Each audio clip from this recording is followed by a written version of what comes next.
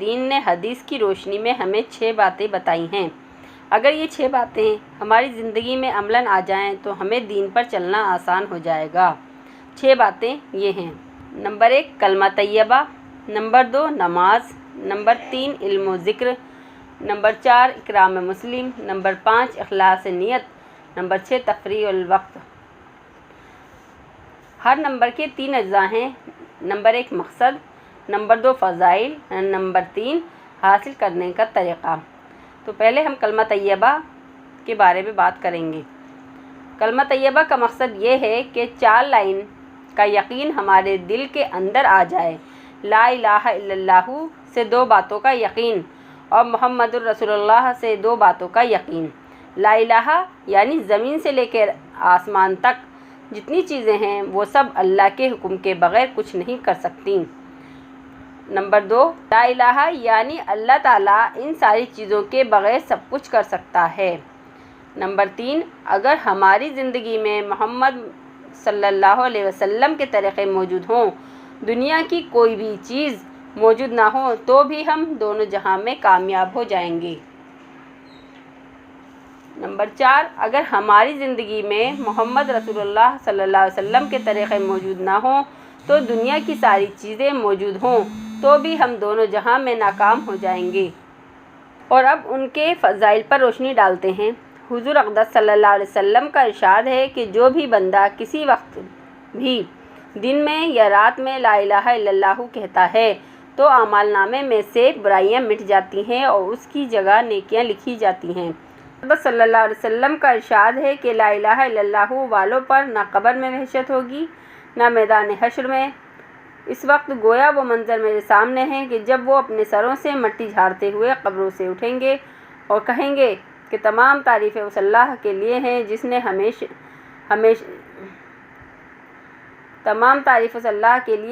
ہم سے ہمیشہ کے لیے رنج و غم دور کر دیا۔ بحوالہ طبرانی شریف۔ کلمے کا یقین حاصل کرنے کے لیے 4 لائن کی مشق کی جائے۔ اٹھتے بیٹھتے چلتے پھرتے سفر میں حضر میں کلمے کی دعوت خوب دی جائے۔ تعلیم کے حلقوں میں بیٹھ کر غور و عظمت سے سنا جائے۔ خدا کی قدرت پر غور کیا جائے۔ بغیر ستونوں کے آسمان کا کھڑا رہنا، بادل سے بارش کا برسنا، زمین سے غلے کا اگنا، زندہ مرغی سے مردہ انڈے کا پیدا ہونا اور مردہ انڈے سے زندہ مرغی کا پیدا ہونا وغیرہ چیزوں پر غور کریں۔ رو رو کر اللہ سے کلمہ طیبہ کا یقین مانگا جائے۔ نمبر 2 نماز۔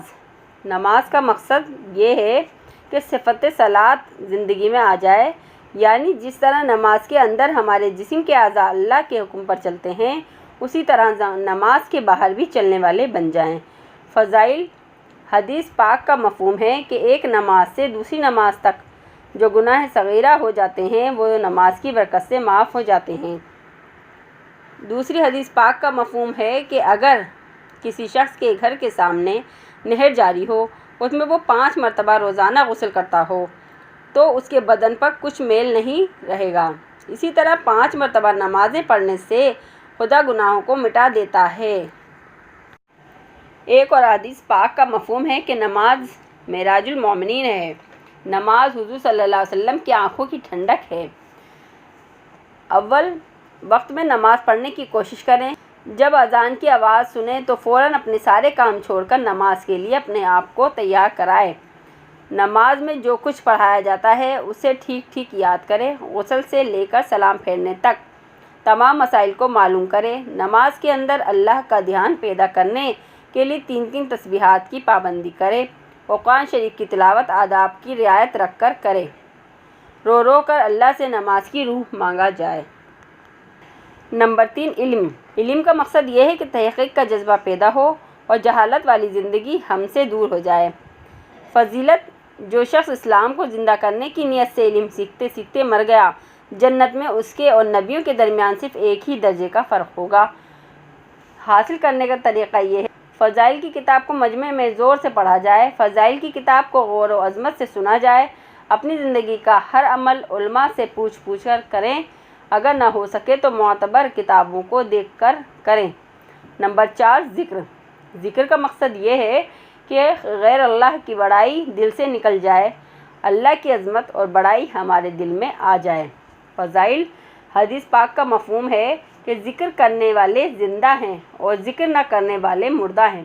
دوسری حدیث پاک کا مفہوم ہے اور ایک شخص کے گود میں بہت سے روپیے ہوں جس کو وہ تقسیم کر رہا ہو اور دوسرا شخص ذکر کر رہا ہے تو ذکر کرنے والا افضل ہے۔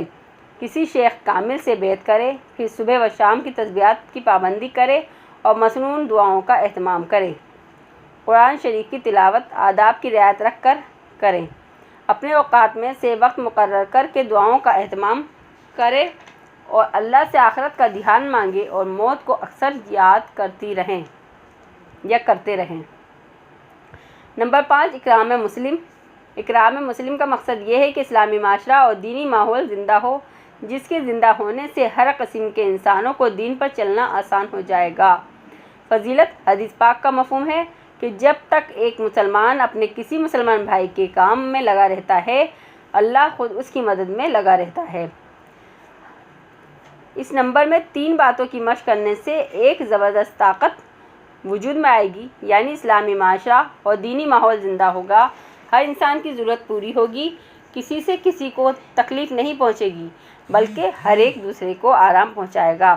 حقوق کی ادائیگی کی فکر ہو، ہر شخص اس بات کی فکر میں رہے کہ مجھ پر کس کا حق ہے، کیونکہ مخلوق کے حقوق ادا نہ کرنے کو خدا معاف نہیں کرے گا۔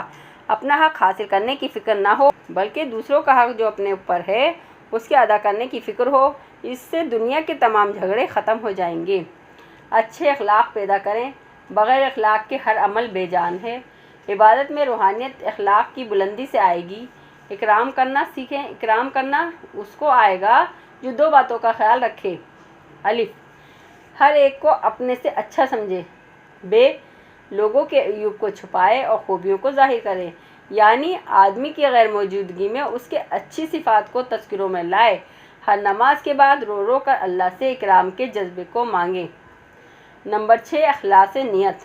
اخلاص نیت کا مقصد یہ ہے کہ ہر کام اللہ کے لیے کرنا آ جائے۔ فضیلت اس کی یہ ہے کہ اگر اخلاص کے ساتھ ایک کھجور کی گٹھلی بھی خرچ کی جائے تو احد کے پہاڑ کے برابر ثواب ملتا ہے۔ اخلاص کے بغیر ہر عمل بیکار ہے۔ اخلاص کی دولت جتنی نصیب ہوگی اسی اعتبار سے اللہ کی معیت یعنی قرب نصیب ہوگی اور دعا کی قبولیت کے دروازے کھلتے ہیں۔ اخلاص میں ترقی کے لیے 4 کام کریں۔ نمبر 1، ہر عمل کے کرنے سے پہلے یہ سوچ لے کہ میں یہ کام کس لیے کر رہی ہوں۔ اگر نفس میں دنیاوی طلب یا عزو و جاہ کا چور چھپا ہوا ہو تو اسے نکال کر پھینک دے۔ اگر اعمال صالح سے دنیا کی کسی چیز کی بھی تمنا رہی تو ساری محنت بیکار و غارت ہو جائے گی اور قیامت کے دن خون کے آنسو رونا پڑے گا۔ اور عمل کے درمیان میں اخلاص کا خیال رہے۔ نمبر 2، ہر عمل کو انتہائی اخلاص کے ساتھ اور نبی اکرم صلی اللہ علیہ وسلم کی سنت کے مطابق کرنے کے بعد اس کے اختتام پر استغفار کریں، کیونکہ یہ عمل خدا کی شان یعنی حکم کے مطابق نہ ہو سکا۔ یہی وجہ ہے کہ حضرت ابوبکر صدیق رضی اللہ تعالیٰ عنہ اور حضرت علی رضی اللہ تعالیٰ عنہ بھی حضور اقدس صلی اللہ علیہ وسلم جیسی نماز پڑھتے تھے، لیکن پھر بھی نماز کے آخر میں اللہم انی ظلمت نفسی ظلما کثیرا پڑھتے تھے۔ نمبر 3، عمل میں پورا اخلاص آ جانے کے بعد دنیا کی ہر چیز آدمی کی طرف رجوع کرتی ہے۔ مالیات کے نقشے بھی قدموں پر گرتے ہیں، حتیٰ کہ ہر نقصان دینے والی چیز بھی نفع پہنچانے کے لیے ہاتھ جوڑ کر کھڑی ہو جاتی ہے۔ یہ وقت بہت آزمائش کا ہوتا ہے۔ اس وقت ہمیں یہ خاص کام کرنا ہوگا کہ اپنی نیت بدلنے نہ پائیں۔ صحابہ کرام کے پاس اگر کوئی چیز ہوتی تھی تو اسے مخلوق پر خرچ کر ڈالتے تھے۔ صحابہ کرام نے فتوحات کے دور میں صدیقی معاشرے کو برقرار رکھنے کے لیے باقاعدہ اصول بنائے تھے۔ جب سے یہ مبارک معاشرہ چھوٹا ہے تب سے انسانیت مصائب اور پریشانی کا شکار ہوئی ہے۔ نمبر 4، ہر کام کو کرتے ہوئے یہ سوچ سمجھ کر کریں کہ میں ہر کام اللہ کے لیے اور ہر نماز کے بعد رو رو کر اخلاص باقی رہنے کے لیے دعا کریں۔ شکریہ۔ تو مجھے امید ہے آپ کو 6 باتیں اچھے سے سمجھ میں آ گئی ہوں گی، ان پر عمل کریے۔ ناظرین، ان سبھی باتوں کو ہمیں اپنی زندگی میں شامل کرنا چاہیے تاکہ دنیا اور آخرت میں کامیابی حاصل ہو سکے۔